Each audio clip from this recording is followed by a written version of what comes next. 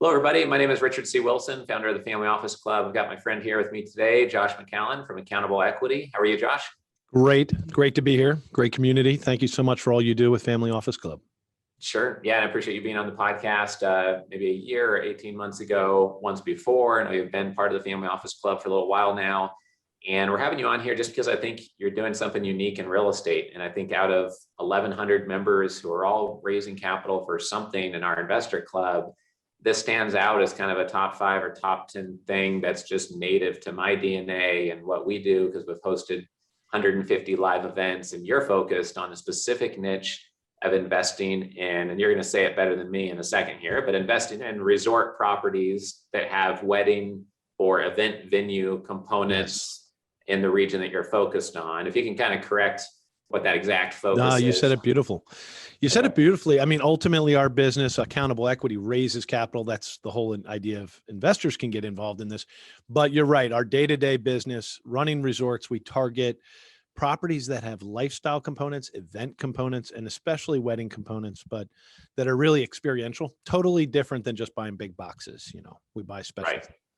Right. So some real estate assets, such as multifamily, they're seen as, slap a property manager on it. Maybe there's value added improvements, and you don't want to discredit people that spend their whole lives improving NOI and multifamily. There's a whole skill set to that. Oh, yeah. But I know that in the hospitality and senior living spaces, it's almost as much of an operating business, if not more so, than just a real estate asset. How intensive employee-wise are these resorts? How operationally intensive is that for you as an investment firm or investor? You know, I love all the training you've given over the years. There's 2 ways to look at that. The answer is they are robust businesses. So do you see that as a negative or a positive? And this is just the 2 sides of a coin that you choose as you, Richard, or you, the listener. Is it better that they're a little bit intense as operations, or is it bad? And I'd say it's your choice. For us, it means I can pull some levers, and we literally have a picture of an ancient lever from an old gearbox. And I say that allows us to change the revenue. If we have a business that has many revenue streams, we can change it. And the magic of commercial real estate means that if I change the NOI, we force appreciation. So we're kind of specialists in forcing appreciation through these commercial properties. Okay. And how many resorts have you invested in to date? And how did you get into your first one? Great question. There's 2 histories there. One was being a junior partner, a sweat equity partner in the creation of a very strong regional resort business, 3 properties in one region, a very affluent part of New Jersey. When I left that partnership with our capital position, we became the sponsor of a new company, and we've now done 2 with 2 further under contract in the last 2.5 years. So what's nice about that is that means we've been in all the current real estate cycles, the boom, the contraction, and now the trough. I call this the trough of hospitality investing. And so we're seeing a few different cycles, and we're succeeding in each. And there's some reasons why. Cool. And then in terms of your execution on the projects, are you looking for things that are highly distressed and shambles and you renovate it and you do a lot of construction, or are you looking for things that operationally are not going well, but there's not a lot of real estate renovation and capital expense in the hard asset component of it?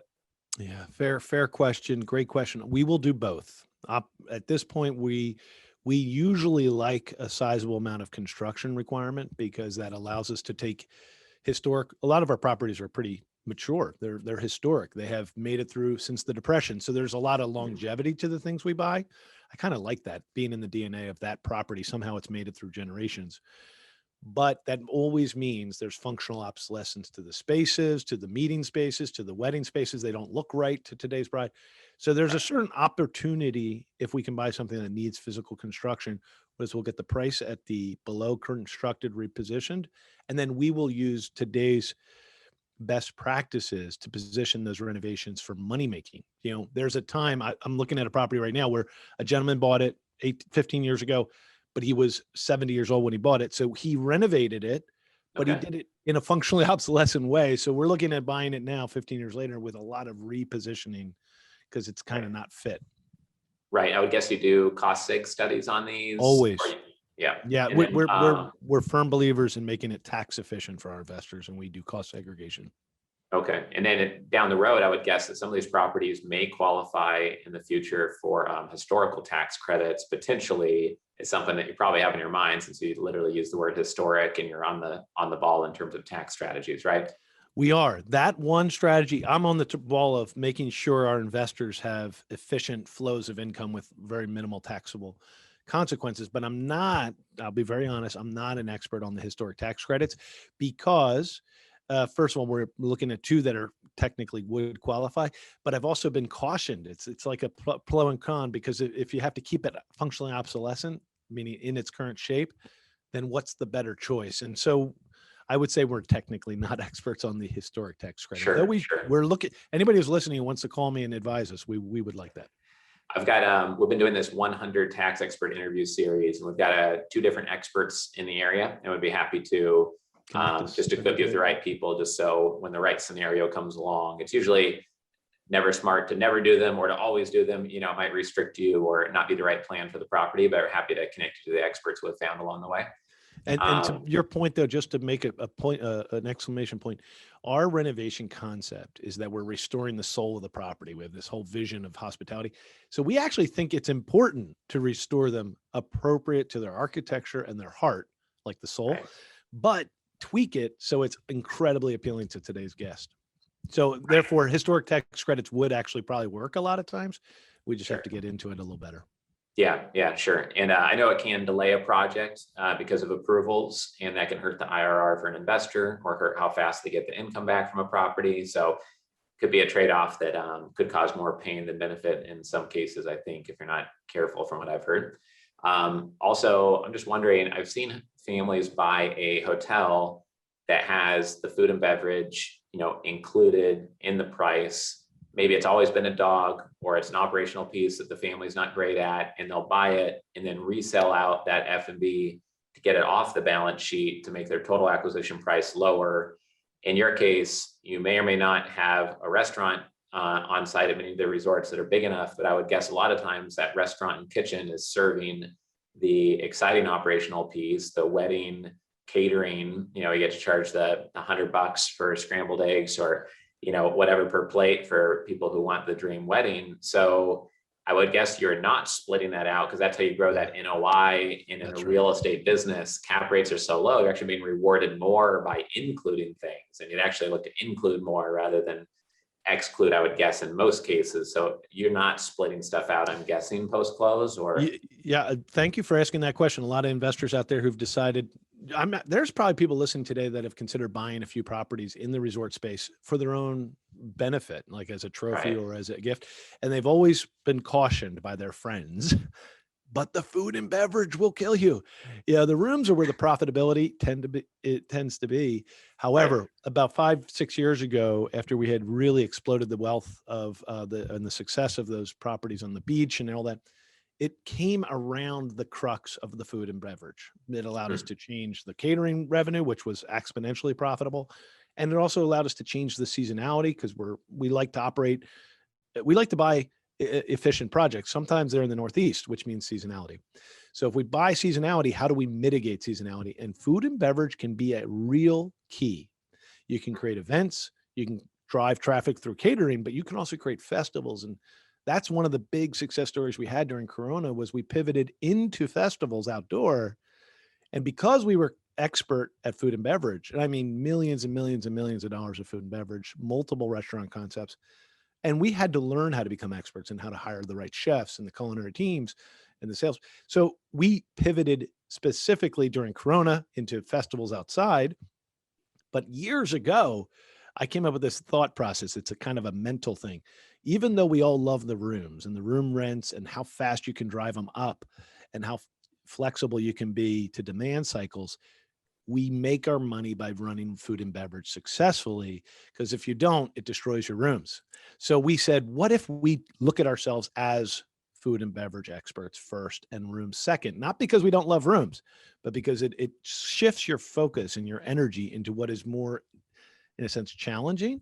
But once you overcome that, now the rooms look so easy, and all you're doing there is scientific revenue management, which is powerful. what we've been able to achieve with that. But you can't do that if everybody dislikes your property. So you got to get the food and beverage right first. Right, right. Yeah. And I know we had a resort come up in Florida recently, and the family said, "Oh, we want to offload this resort." I said, "Great, I want to connect you to Josh." And they said, "Oh, let us think about whether we really want to do that or not." And I got to learn through that process that you guys sometimes look at resorts in kind of that 5 to 10 million range, or 6 to 9 million range, you might have said.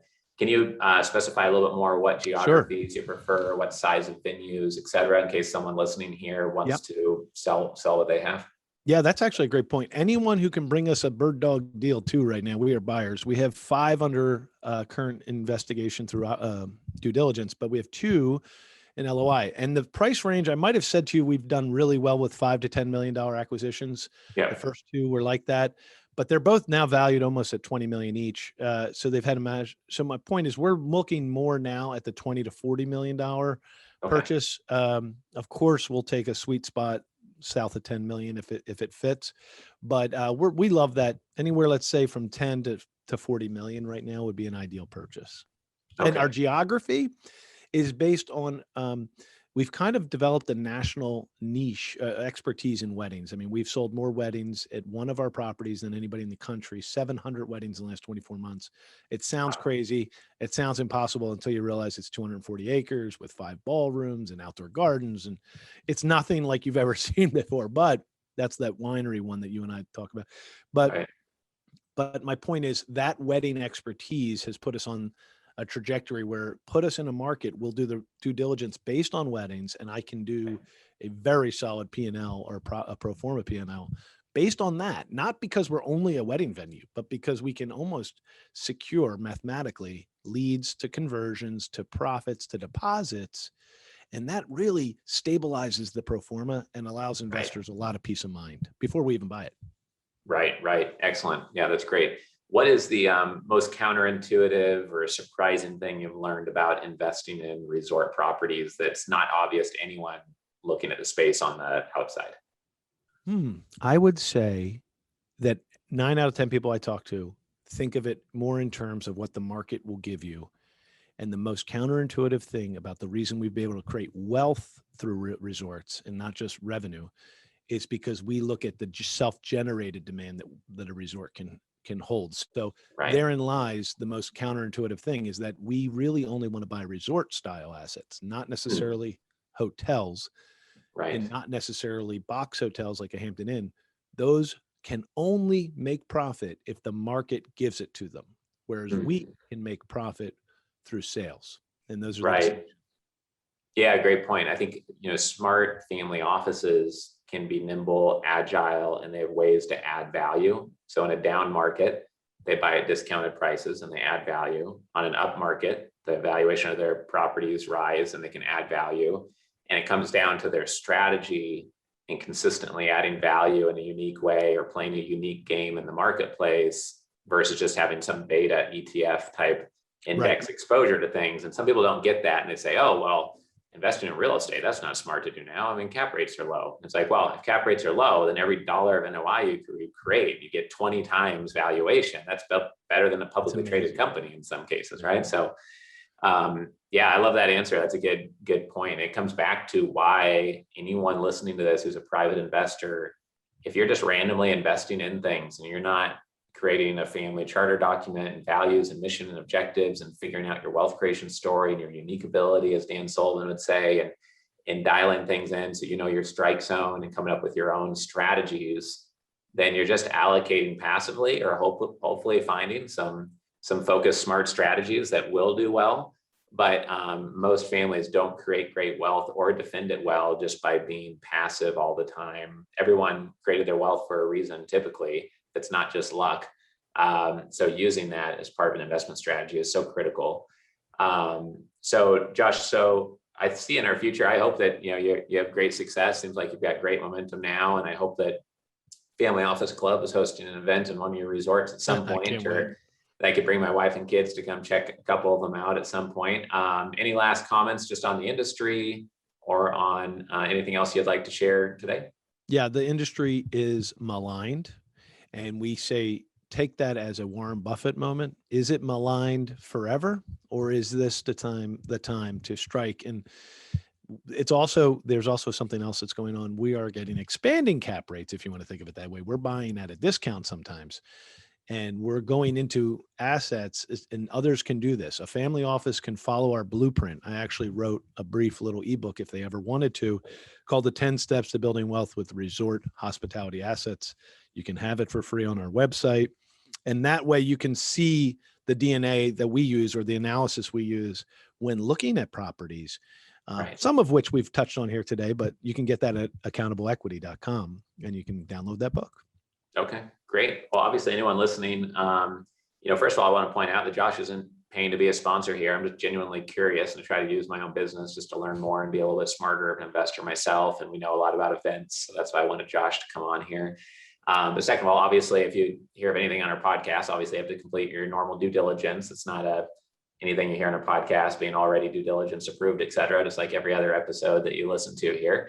But this is definitely interesting and something I want to keep tabs on. So I look forward to meeting in person, Josh, here soon. And I guess if anyone wants to check out what he's up to or has an asset that they could look at, it's just accountableequity.com. I guess it's a place to go to get that ebook or connect with Josh and his team. So thank you very much, Josh. Appreciate your time here today. Thank you, buddy.